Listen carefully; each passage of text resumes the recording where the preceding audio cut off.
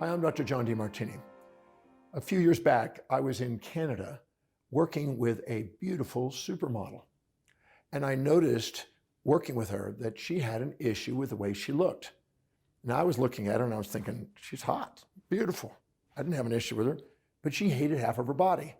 And I was stunned by this. Why is somebody so attractive can't see their own beauty? I then started paying closer attention to this in people in different walks of life.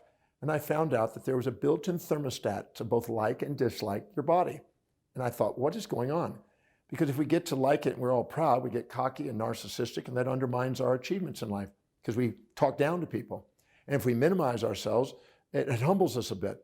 And if we minimize ourselves too far, we self-depreciate. So we have a built-in thermostat to kind of like and dislike different parts of our body. That's why you could have a supermodel and think, oh, my hair's too thin, or my thighs are too wide, or something. But the reality is that you have the capacity to change your perception no matter what your looks are. You can love your body as it is, just the way it is. And I found out, I've been teaching the Breakthrough Experience for many decades now, and I found out that people have charges on other people and themselves that they're having difficulty appreciating.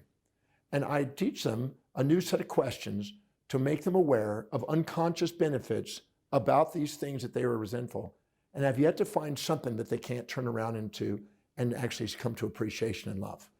I've not found one trait that a person has demonstrated that can't be appreciated and loved. And that includes your physical behavior and physical traits. That's why in the Breakthrough Experience, I ask people, what is it, the specific trait, action, inaction that you most dislike or despise about this person or yourself? That's where we start.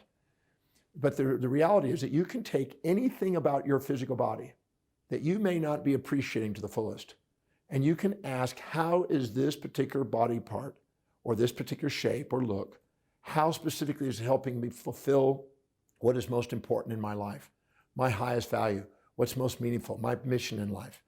And you will discover, if you ask that question, that you will discover that it is exactly what you need to fulfill your mission. And this is so revealing when people finally get this realization and they start to appreciate their body for the way it is, and it keeps them in check. Because many times people compare themselves to other people and they distort their view of their own body and don't appreciate their body because they're comparing it to other people instead of honoring the way they have it. I've seen people that automatically, they thought, well, they're too big. And I ask them, so what's the benefit and how is it helping you fulfill your mission?